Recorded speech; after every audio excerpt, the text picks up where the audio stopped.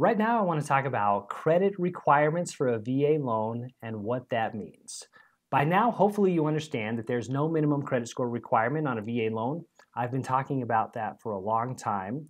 Now, that doesn't mean that other lenders don't require a specific credit score, and they call that an overlay. But the VA handbook itself, the VA, in order to guarantee a loan for a lender, it does not require a minimum credit score. So first of all, I want to show you that. You can download the VA handbook for loan underwriting. It's called the VA pamphlet 26-7. You can just look up VA handbook. It should show up. It's easy to find. I'm in it pretty much all day, every day, looking at it. So the first thing you want to do is go to chapter 4. I've got it downloaded in a PDF here because I refer to it so often. And then you want to go to topic 7. This is credit history. So here we're going to go down and we are going to, basically in the first 2 pages here, it says VA does not have a minimum credit score requirement. So there it is in plain English. We don't have an overlay at Military Home Spot Lending, so we have no minimum credit score requirement on our VA loans. But that doesn't mean that there's no credit requirements. We will have to pull a credit report. And then we're going to look at the individual trade lines on that credit report. And here's what we're looking for. We're looking for adverse credit data in the last 12 months. Let me read this and then I'll explain it a little bit. So in circumstances not involving a bankruptcy, because a bankruptcy is a different standard, satisfactory credit is generally considered to be reestablished after the borrower or borrowers have made satisfactory payments for 12 months after the date of the last derogatory credit item was satisfied. If a credit report reveals numerous unpaid collections and/or accounts that are not being paid timely, including some of which have been outstanding for many years, then once the borrower has satisfied the obligation and then makes timely payments on subsequent obligations for at least 12 months, satisfactory credit is considered reestablished. So what that means is in the last 12 months, rolling 12 months, you cannot have any adverse credit data, late payments, items that were sent to collections or items that were charged off. Now that doesn't mean that you can't have old collections or charge-offs, but they can't have been added to your credit report within the last 12 months. Okay, so a collections that's 5 years ago, that's okay. But a collection that was just sent to the collections department and added to your credit report yesterday or last month or 3 months ago, that then starts the 12-month timer, and then you have to wait 12 months from that date to qualify. Now, each individual late payment, collection, charge-off, or judgment is looked at as a new timer. So anytime a late payment is added to your credit report on any trade line, that starts the 12-month timer again.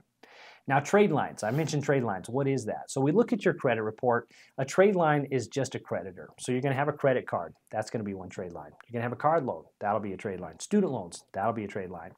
And in some cases, if you got a lot of different student loans, those will all be individual trade lines, so on and so forth. It's just a creditor that you have an account that reports to the credit bureaus.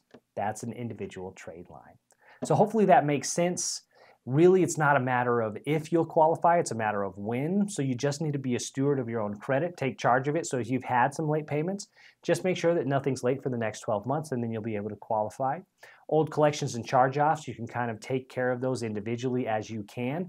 But if they were added in the last 12 months, that could be an issue as well. So you always want to try to make sure that nothing's going to be sent to collections soon, because that will start that 12-month timer again. Now there are extenuating circumstances. So this is rare, but there are some cases where something is added to the credit report incorrectly, fraudulently, inaccurate, it's wrong. If you can prove that, we can sometimes get around it. Now, it's not 100%, it's not a slam dunk, but there are some cases where you're able to prove that it's wrong. We can then show that to the underwriter and move forward. But it has to be solid, conclusive proof. It can't just be your word saying, oh, that's wrong. They're incorrect. So it has to be some sort of conclusive proof. Really, there's dozens of different examples of what this may be. And if you just have good records, then you might be able to show why it's inaccurate, why it's not on there correctly. A lot of times, if you have that information, though, you can just go to the creditor themselves, present them that documentation or that proof. they can then remove the credit, the derogatory information from the credit, the late payment, whatever it may be. In some cases, you can call creditors and ask them to remove it. You just have to work with them. That's always a good option. At least call the creditor and say, hey, can we work something out? Or that was added incorrectly. Can you please remove that? Be a steward of your own credit. Sign up with the credit bureaus. Get a free copy of your credit report every year. Stay on top of it is the best advice that I can give. It's always easier to take care of something in the moment, in real time as it's happening, as opposed to trying to track it down 6 months later, right? I can't even remember what I had for breakfast yesterday. How the heck am I going to remember what happened to this account that they're saying was late 3 months ago? So if you get notifications in real time that something negative was added to your credit report, you can then address it as needed.